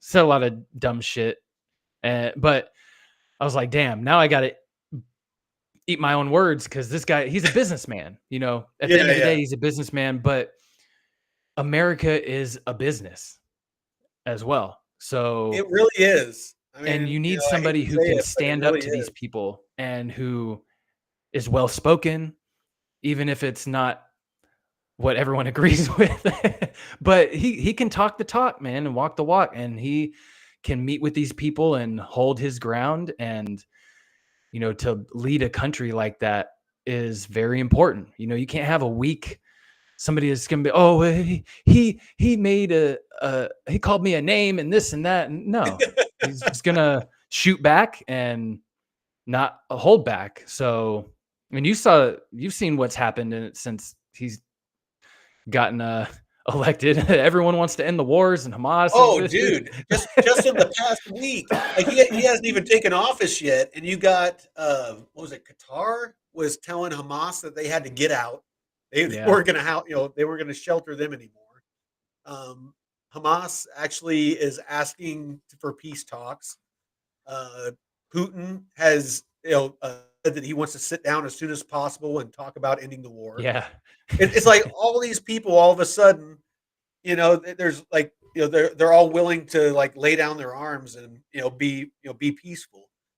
It's Yeah. it's insane that anybody with any sort of intelligence doesn't see the difference between the two parties. Yeah. It's and again, it's not that I'm like a raging you know you know ultra Trump supporter. It's like, but you can't deny what he's able to accomplish. Yeah. It's like, do The I wish team. that he filtered what he said a little bit more? Sure. Do I find it amusing? Absolutely. Yeah.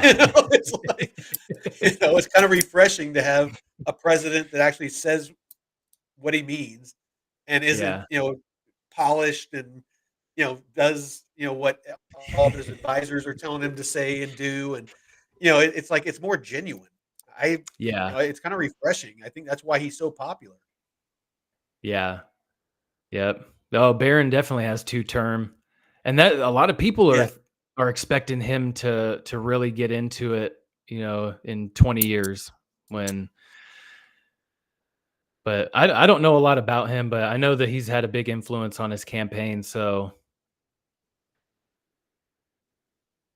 So are you able to read this? You want me to read this? it's kind of blurry. All right. Yeah, I'll read it. Gensler is But likely to head for the exit. yep. Oh yeah, and what we talked So about with Trump's removing Gensler. yeah, so basically, here I'll rattle through this, portions of this real quick. So Gary Gensler is likely headed for the exit, and possible replacements for the SEC chairman being floated by Trump's transition team. While Trump in July promised to fire Gary Gensler on day one of his second administration, he technically can't remove Gensler without cause. And I don't understand the legalities of what would be cause Mm-hmm. until his term ends in 2026. But at the center of the president-elect's focus for hiring a new SEC chief is the issue of cryptocurrency. Among the people that some are speculating could take Gensler's place is Dan Gallagher. He previously worked as an SEC commissioner and is currently the chief legal compliance and corporate affairs officer at Robinhood Markets. Those of you not familiar, Robinhood is an investing platform for traditional finance and a small amount of crypto as well. Gallagher has criticized Gensler's SEC and asked for changes to the way the agency approaches crypto regulation. I'm sure he has, working with Robinhood. I'm sure that he understands that, the pain points that they're dealing with, having, no regulation, no rules, no rules of the road. It's like, not having speed limit signs and you're trying to drive on the road and you're getting pulled over all the time, but they're not telling you how much over the speed Yeah. limit you're going, but they keep giving you tickets and fines, and throwing you in Slow jail. it down. Just slow it down a little bit. Well, what do you mean Yeah, a little yeah. bit? Well, how much? Well, we're not going to tell you that. Just slow down. It looks And like then this you guy slow. was appointed under Obama. Yeah, no, he's been there a minute. Yeah, He was at 11 to MIT, 15. Okay. but Wait, and was and he he at sounds MIT like. with Gensler? Oh, no. Gensler was at MIT. Okay, Gensler. Yeah. Okay. Yeah. Um, let's see. In September, Gallagher spoke before Congress during a hearing titled "Dazed and Confused," breaking down the SEC's politicized approach to digital assets. During his prepared remarks, Gallagher called out Gensler and said the SEC has fostered innovation-killing federal regulatory uncertainty. The SEC is engaged in regulation by enforcement, which is bad for American consumers who want greater access to digital assets. He would know, working for Robinhood. It's bad for the innovation in the blockchain and digital asset industries, and it's bad for the already eroding and competitive position of the U.S. with regard to digital asset markets. It's what he said during the hearing. Robinhood didn't respond. Since 2017, Atkins. Oh, it looks like another possible candidate is Paul Atkins, who is currently the CEO at consultancy Potomac Global Partners. He served as an SEC commissioner as well. Since 2017, he's been the co-chair of Token Alliance, which is an initiative of the Chamber of Digital Commerce, which is a good thing. The chamber is dedicated to promoting the acceptance and use of digital assets and blockchain chain technologies, according to its website. During an interview with crypto media outlet CoinDesk in 22, Atkins said he agreed with the SEC and Gensler's position that Bitcoin is not a security, but also criticized Gensler's approach of regulating crypto. The way the SEC is doing this as regulation through enforcement or threatening to is a real problem, he said. So I won't go through and read. Let me skim some of this. If you give me your input, Jeff, and I'll skim Oh some of this. man. I mean, I don't know this guy's previous um actions as commissioner. Looks like he was there from 2011 to 2015.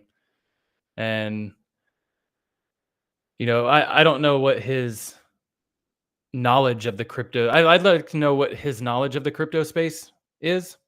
Which one? Other than just traditional markets. This new guy. Which one? Paul Oh, Paul Atkins or Dan Gallagher? or Dan. Yeah. I mean, if he Well, was Dan already a Gallagher commissioner, he's working at Robinhood, which deals in both crypto and TradFi. true. I forget Which, Robinhood went into crypto. well, that's initially where I was buying Shiba. Oh, Yeah. So yeah, no, it was. And then when I went to go sell, Robinhood went down, and so did Coinbase, and I wasn't able to oh sell. yeah. I wasn't able to sell my sheep, and by the time it came back up, I barely got out with what I initially had invested, and that's what got me on my journey of learning about cold storage and self custody, and having access to multiple platforms and things like that. And I highly suggest those of you listening out there to do the same. Don't wait until the end of the bull market. You know, get yourself familiar. You know, come up with your plan of how you're gonna ladder out, take profits. Come up with a plan before the FOMO or the excitement is on you, and Hmm. everything's pumping and you get euphoric. That emotion. Don't let that emotion. Don't let it run away with you. Have your plan and execute according to that plan. And as you're taking profits, make sure that you're moving those profits into stables and anything you plan to hold long term. Make sure you're moving that to cold storage, not a hot wallet, Hmm. cold storage that you self custody. You put the seed phrase and all that stuff in a safe. That sort of thing. So you don't run into the same thing that I ran into because I got into crypto literally at the end of the last bull market with Shiba. Um, and I've learned a lot of valuable lessons, going through only the negative. Like this is my first, taste of the positive aspect of crypto. All I saw was Oh I came yeah. in, was seeing a bunch of profits, and as soon as I started trying to take it out, it was just, and I very easily could have just said crypto's a scam and walked away. Instead, Yeah. I did a deep dive into this whole bear market. I've been doing nothing but buy, buy, buy, buy. And I'm finally starting to see, dividends from that education that I've been giving myself by listening to people like Drew on Blockchain Basement that Hmm. genuinely have people's, interest at heart. They want to see people be successful. They're not shilling their bags, trying to pump their bags. They give, good entries and, tell you, hey, wait on this one. Don't buy it yet. Wait for a drawback. Hmm. You know, find people like that. Before I forget, Crypto Casey, if you're new to crypto, I highly suggest checking her out. She breaks things down very simply. So if you're new to crypto, she uses Mm. terminology that's easy to understand. You don't need to be a crypto bro to understand it. I When I first got in, I listened to her when I was driving on her podcast. She's also on YouTube. Really good resource. So Blockchain Basement and Crypto Casey are good places to start. Is that with a K or a C? A C, Crypto Casey. We should C probably A put it S E in the Y. description. Yeah. But Oh yeah, yeah, I think you shared something of hers recently, or either you yeah, or okay. yeah. No, I'm always trying to steer people her way because she doesn't shill. I don't think I've ever heard her really push a crypto or a project. She just talks about like self custody. She talks about DeFi and how you do it, and what it's about, and how it works, and kind of just Holy. the how tos. Her first video is 7 years ago. Yeah, no, she's been Shit. around. She's been in it. Yeah, Wow, no, and that's awesome. very very well put together videos. Not or a very well put together channel. Wow. Yeah, and it's all like because I've seen people that have their like crypto topics, but then you search their old videos and it's like something completely different. And so it's cool to see these people who, what 500,000 subscribers, but who have been in it, more than 3 or 4 years, who've at least been through a few cycles and Yeah, and I'm not that guy. So yeah, C90, never check Casey. her out. I don't know if it would be mansplain, it'd be woman-splaining, Woman, but yeah. but yeah, she does. She puts it to you straight. What's this? Getting disappointed in the purple chans. Oh, they're just shilling.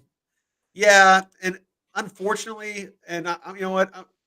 I don't like calling people out, but one of them that is kind of a fair weather person on that, a crypto mason. Not a huge fan of his. I listened to him a lot when I first got into crypto, but I would suggest going a different direction. Bitboy Mhm. Crypto, another one I would stay away from. Yeah. Um, is there any that you'd stay away from, Jeff? No, the BitBoy was one. You know, I that's who I started following first in 2020. Hmm. Um, his channel and a few others, but you know, the way he talked and stuff, it was great. Like, you know, seemed like a humble dude. And then over time is like started shilling stuff and you hear rumors of him doing these weird, you know, not pump and dumps, but just kind of shady Yeah. backdoor deals after. Well, a good example is that Bitcoin. At first he was like, I have nothing to do with this. I have nothing to do with Mhm. this. And then all of a sudden he like bought, basically bought that project and Yeah. started shilling it. And then like I want to say like on chain, a bunch of people exposed him that he was dumping on holders and stuff like that. Yeah.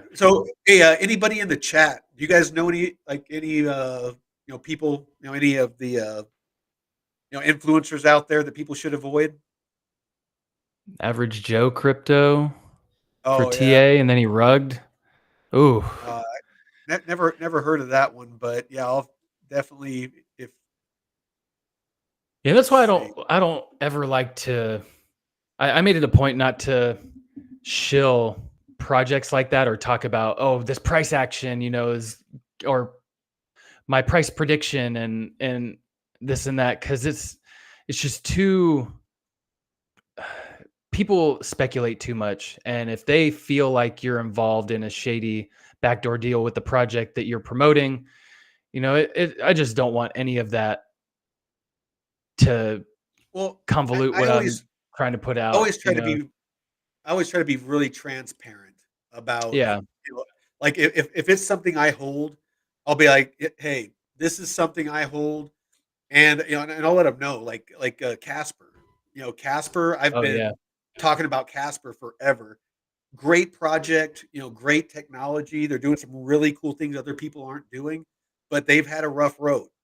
It's like my average buy-in is like 2.5 cents, and it's sitting at like just shy of a cent right now. But they had a hack and had to take it down. They fixed it and got it back up. Um, they were building out that Prove AI for IBM, for their AI governance, to make sure it complied with like regulations in different countries and stuff like that.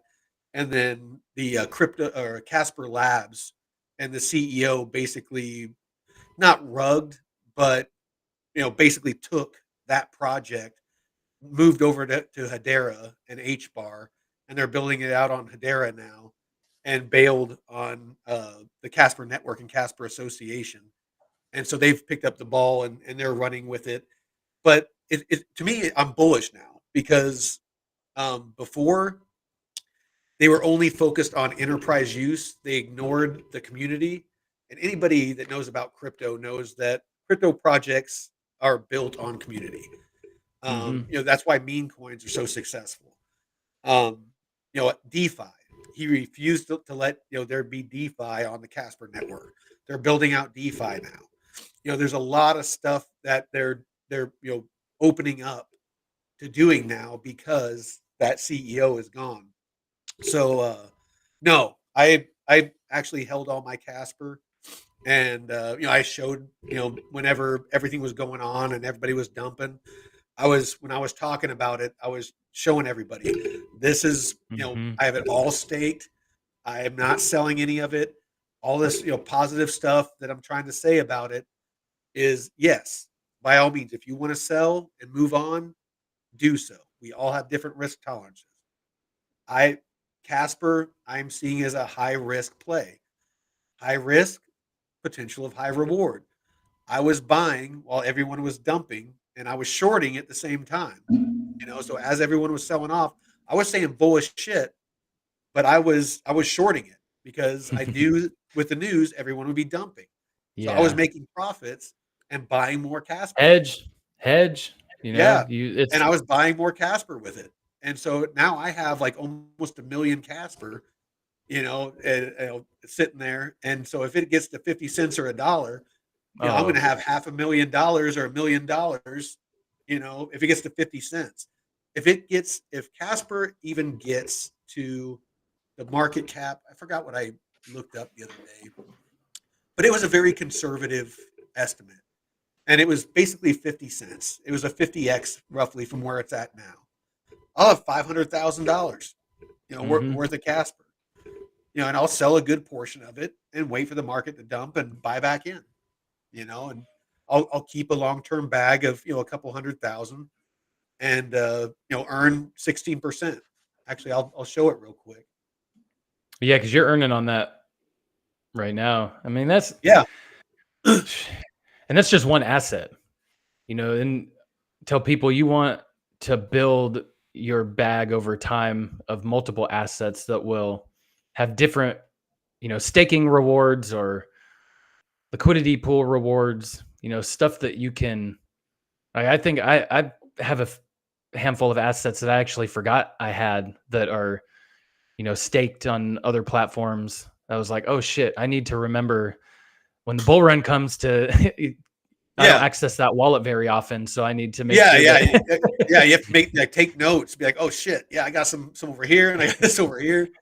So yeah, like I said, full transparency. I mean, this is fully delegated. My total balance Mm, is 723,757, and it's all fully locked. It takes 4 hours to undelegate. This did not move. The whole time all that dumping was going on, and my staking rewards every 2 hours I make 23.31 Casper, mm, which is only 20 cents. But again, if it 50x's, then what's that? yeah. That'd be $10. I'd be making $10 every 2 hours. Did I do that math right? So yeah, no, it's like I said, I'm all about integrity. I won't compromise my integrity for money or for anything. Yeah. It's too valuable. So yeah, I'll always be fully transparent. Like if I own something, and I won't shill it. If it's a shit project, I'll say it. If I bought a bad project, I'll take it on the chin. I'm not gonna Yeah. try to make somebody else my exit liquidity. Yeah. I had a manager about 10 years ago, and, I had, I failed a drug test, and, I went in there, and it was a small company. And I was one of their best workers. And I went, when I found out the news, I went and actually talked to the regional manager and everything before they found out. And it was because I was honest with them and went to them like, "Hey, this is what happened. I and is there anything that we can do?" Yeah, And since I went to them, the owner of the company, even I had to talk to him, and they said that because you were honest and everything, and your value to the company is, you know, you have a lot of value to the company. We'll work something out with you to, probation or something, and it doesn't matter what area of life you're in. You always want to be as open and transparent because you never know what it could save you from. And this manager told me, if you do something, you fuck up, it happens to everyone. We all fuck up, but yeah, what you do after that is the most important. Your name is all you have at the end of the day. Like, are you going to tarnish your name, or are you going to yeah. be like, yeah, I fucked up. I'm going to own it, and this is what I want to do to fix it or do better going forward. No, it's yeah. No, it's something you never want to lose is your is integrity. And in this day and age, there's such a lack of it that Hmm. just simply having integrity, you'll go a long way. If you're a Yeah. young man or young woman out there listening to this, never compromise your integrity. I mean, I've actually gotten jobs just because of my reputation.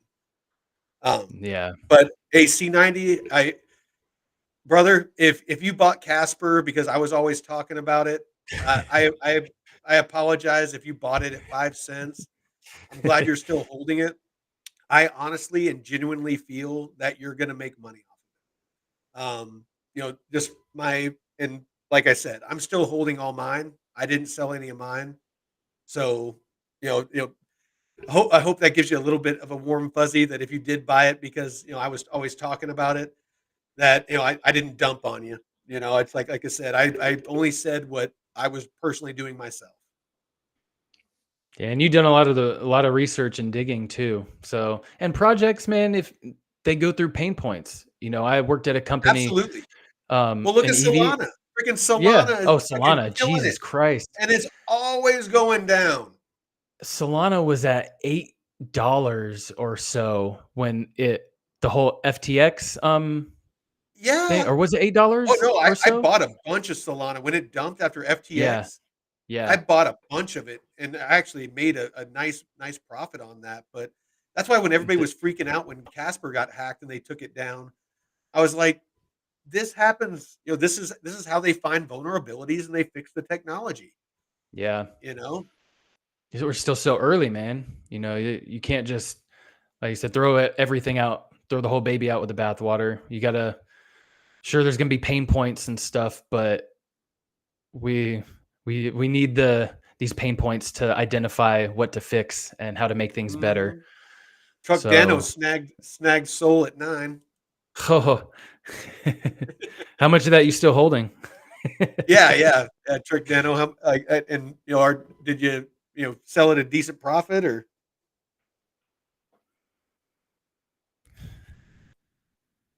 Xforge D-pin phone. Oh yeah, that's one. So I think uh next topic we should dive into some D-pin. Oh, like the next episode? Yeah, or one of Yeah, the yeah. the upcoming ones. D-pin is going to be a huge play. And I don't I'd know like much to know about more it. about I would love to dive into it. I have an Ether node. And they're, a D-pin play for AI and gaming. But I bought into their node sale earlier this year and I'm earning 30 or 36 ATH per day, which is, was that 6 Ether's at 6 cents right now. Eighth is a good one. I So a actually couple I'm bucks a hoping I day. well I'm hoping I can buy back in on eighth because I actually sold all mine to put more money into my DeFi play. I'm Hmm. hoping I can make a decent amount of money so I can buy back in before it takes off. Aether. Yeah, Ether. Um, I have an HNT, a helium miner as well. I got a couple of them, but I sent one to my brother. It's been running. It's been running for a couple of years now. yeah, is he getting any good rewards or still just kind of minimal? I actually got it linked right here. Because I had to upgrade my antenna. I paid like $50 to get this like 3 foot long antenna, and it's more powerful than the one it came with. So my rewards were a lot better, but especially since the IoT, like they moved to Solana blockchain because their own blockchain wasn't working very well, and now they have a different rewards mechanism. But So it looks like, yeah, it looks like it's earned 188,673 IoT. Let's see. I I'm think actually going to last check. Yeah. before they switched over to this IoT, Mm-hmm. okay, here it is. So before they switched over, I was able to earn 58.76 HNT. And then now I got 188,673 IoT, which I don't think it's worth a whole lot.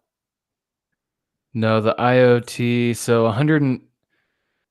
So I have 154,000 IoT in my wallet, and that's about $160. So whatever Yeah, it's like fractions of a penny.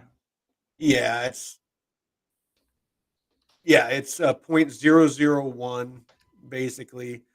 So yeah, they kind of hosed us, with switching over to IoT.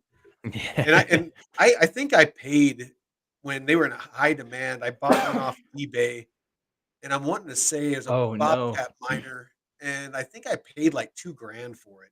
Oh yeah. Yeah, yeah. No, I've lost money on that play. Yeah, I bought it just before it was maybe April in 21, and someone had said something about these miners, and I was like, "Oh shit, let me check." And I had some profit from one token, and I bought two of these miners, and it was like $500 a piece. And 2 weeks later, if I would have waited 2 weeks when my brother bought his, it was like a 3-month wait. Yeah, And I was able to get mine and set it up, and I eventually got, made my investment back. But my brother did not even make his he still hasn't made his $500 investment back. yeah, dude. I mean, I've made $376.65. Oh, So yeah, it's like I'm in the hole like 1,700 $1,700. It's just like yeah. Yeah, and I think how many of these D-pin plays, because there's a lot of these node sales that are going on, but I wonder how many are actually going to pan out. absolutely. All right. Well, we could probably shut this down. I need to go get some Yeah. dinner and whatnot. But I appreciate Deadwood, K Jam, Truck Yeah, Dano. thanks everyone for tuning in, man, and No, I definitely appreciate the support. So sharing your until next thoughts. time, hopefully we'll see you guys next Monday. But until that, Veteran Crypto Hodl out. those bags Yes. to the Bump, moon. bump. Pump